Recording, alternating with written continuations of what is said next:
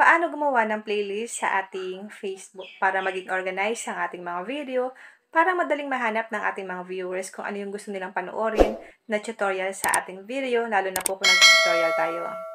Ito lang po ang gagawin nyo para makagawa tayo ng playlist sa ating mga Facebook account. Punta lang tayo sa ating Facebook. Click search engine. I-type nyo lang dito ang Creator Studio.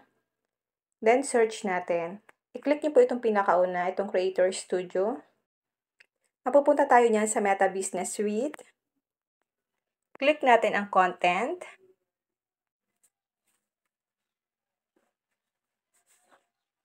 Scroll up natin.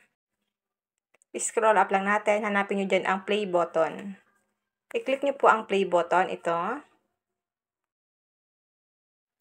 Click Create Playlist.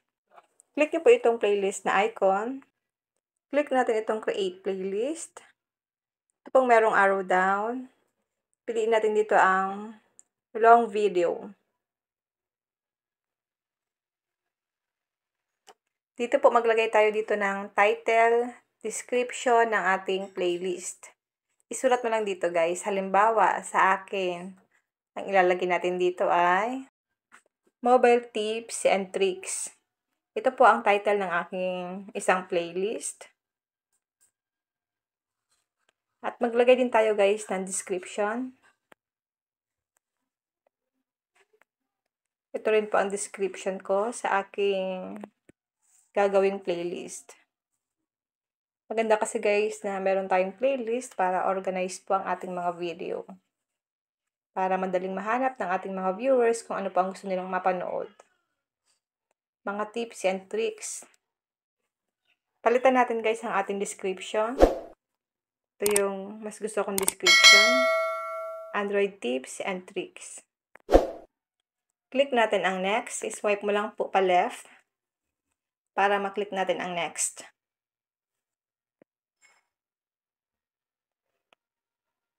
Dito po lalabas dito ang inyong mga video. Piliin lang natin dito ang video na ilalagay natin sa ating playlist. Halimbawa guys, ito ang aking video.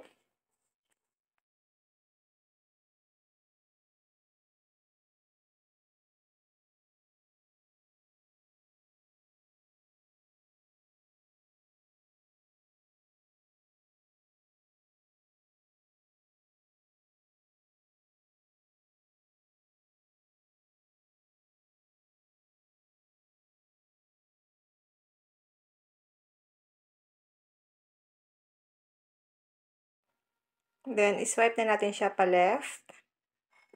Click natin ang Publish Play. Ngayon po, i-check na natin ang ginawa nating playlist sa ating Facebook. Ito na siya guys. Ito na po ang ating playlist. Kung may natutunan ka sa aking video, huwag mong kalimutan na i-follow ako sa aking Facebook page, Positive Mind, at sa aking YouTube channel, RK Welo, para lagi kang updated sa lahat ng tips at video tutorial na ina-upload ko. Mag-comment lang kayo sa comment section kung may mga tanong kayo against my video. Sasagutin ko po yan sa abot ng aking makakaya or gagawan ko po ng tutorial.